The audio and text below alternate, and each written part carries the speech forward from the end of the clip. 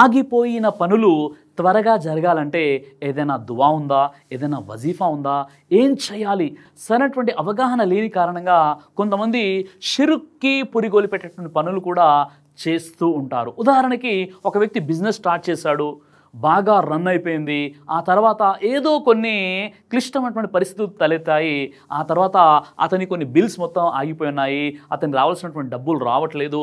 అక్కడ వెంటనే ఒక ఆలోచన వచ్చేస్తుంది, ఏందండి ఇంకెప్పుడు నా పనులన్నీ ఇలా ఆగిపోతున్నాయి, నేను ఏం చేయాలనే ఆలోచనతో బాబాల దగ్గరికి, దర్గాల దగ్గరికి వెళ్ళేటటువంటి దుస్థితి, అలాంటి షిర్కు పనులు చేసేవారు కూడా మన సమాజంలో ఉన్నారు.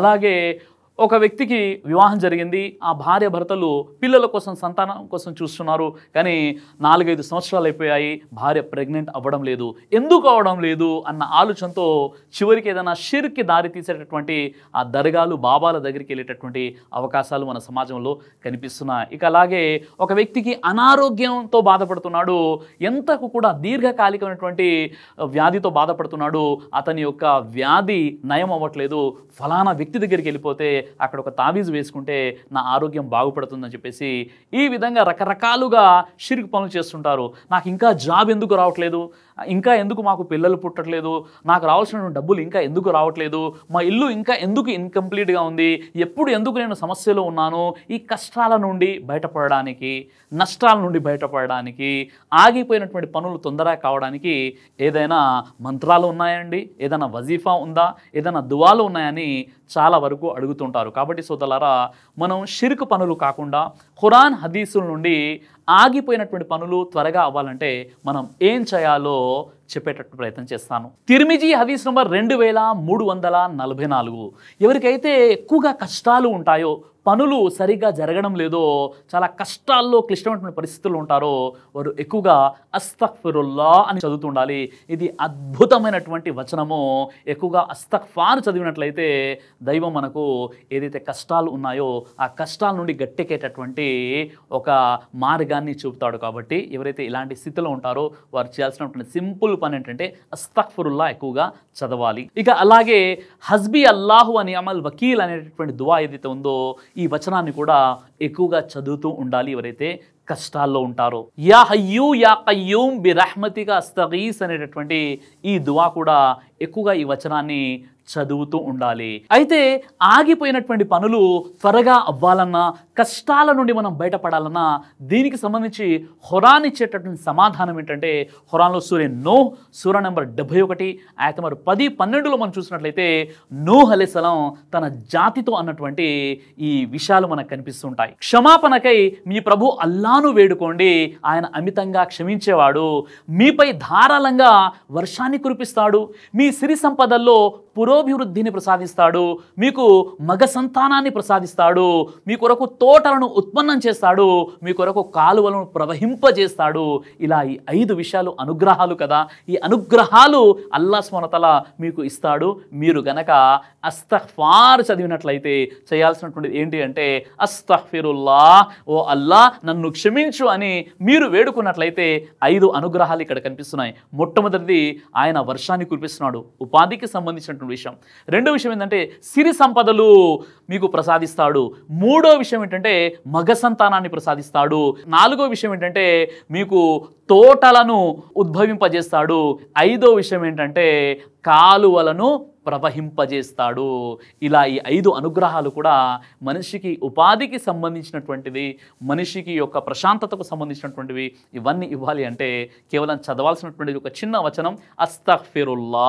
సహీ బుఖారీ హదీస్ నంబర్ 4008 ఇబ్నే మసూద్ రదియల్లాహు అన్హు వారి ఉల్లేఖనం ప్రకారంగా ప్రవక్త వారు ఈ విధంగా తెలియజేశారు, ఏ వ్యక్తి అయితే రాత్రి పడుకునే ముందు సూరే బఖ్రా యొక్క 2 చివరి ఆయతులు పఠించి పడుకుంటాడో ఆ వ్యక్తి రక్షణకు ఆ 2 ఆయతులే చాలు అని చెప్పారు.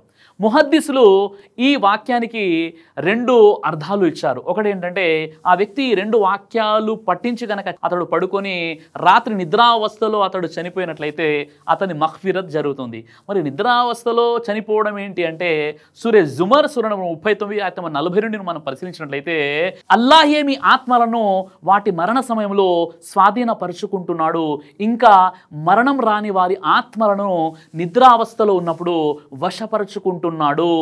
ఎవరి మరణమైతే ఖరారు అవుతుందో వారి ఆత్మలను ఆపిపెట్టుకుంటున్నాడు. ఎవరికైతే ఇంకా జీవితం ఉందో వారి ఆత్మలను కొంత సమయం వరకు పంపించి వేస్తున్నాడు. అంటే ప్రతి వ్యక్తి యొక్క ఆత్మ నిద్రావస్థలో ఉన్నప్పుడు అల్లా సుబ్హానహు వ తఆలా వశపరుచుకుంటాడు, స్వాధీనం చేసుకుంటాడు.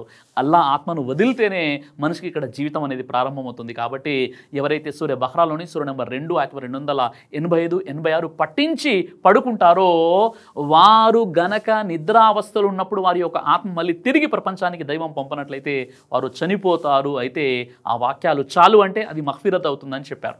రెండవ అర్థం హాఫిజ్ ఇబ్నే ఖయ్యీమ్ చెప్పిన విషయం ఏంటంటే ఎవరైతే సూర్య బహ్రాలోని సూర్య నెంబర్ 2 ఆయత 285, 86 పఠిస్తారో వారికి ఆటంకంగా ఉన్నటువంటి పనులు ఏవైతే ఉన్నాయో అవి వారి యొక్క కష్టాలు ఏవైతే ఉన్నాయో అవి దూరమైపోతాయి. వారి ఆటంకాలు ఏవైతే ఉన్నాయో అవి సులభతరం అవుతాయి సూర్య బహ్రా సూర్య నెంబర్ 2 ఆయత 285, 86 వాక్యాలు పఠించడం ద్వారా. కాబట్టి ఎవరికైతే పనులు జరగట్లేదో ఎవరైతే కష్టాల్లో ఉన్నారో వారు ఎక్కువగా సూర్య బహ్రాలోని ఈ చివరి 2 ఆయతులు చదువుతూ ఉండాలి. ఇలా కాకుండా పనులు జరగట్లేదని చెప్పేసి దర్గాల దగ్గరికి వెళ్ళి అక్కడ మొక్కుబడులు చెల్లించుకోవడం, తావీజులు వేసుకోవడం, లేదా ఆ బాబాలు చెప్పినటువంటి షిరుకు పనులు చేయడం ఇది ఎట్టి పరిస్థితుల్లో కూడా అనుమతింపబడదు. ఇక అదేవిధంగా ఆగిపోయినటువంటి పనులు త్వరగా జరగాలంటే ఒక దువా, అద్భుతమైనటువంటి దువా తెలియజేయడం జరిగింది. ఇబ్నే హిబ్బాన్లో ఉన్నటువంటి దువా ఇది. ఈ దువా మీరు కంఠస్థం చేసుకోండి, స్క్రీన్పై కూడా ఇవ్వడం జరుగుతుంది. ఇది ఒక వజీఫాగా భావించి మీరు ఎవరికైతే పనులు ఆగిపోయాయో వారు షిరుకు పనులు చేయకుండా, దర్గాల దగ్గరికి వెళ్లకుండా, తావీజులు ధరించకుండా, పిచ్చి పిచ్చి పనులు చేయకుండా ఈ దువా చదివినట్లయితే ఇన్షాల్లా తప్పకుండా మీ పనులు నెరవేరుతాయి. అల్లాహుమ్మ లా సహల ఇల్లా మజా అల్తహు సహల వ అంత తజాఉల్ హజ్నా ఇజా షిత సహల.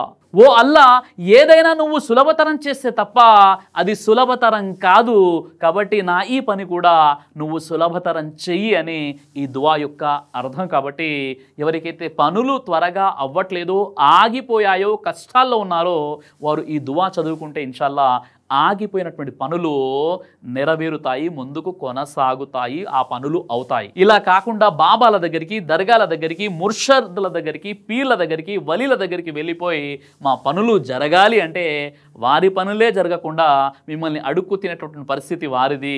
అలాంటప్పుడు వారి దగ్గరికి వెళ్ళిపోయి మీరు అడుక్కోవడం ఏంటో ఒకసారి ఆలోచించండి సోదరులు.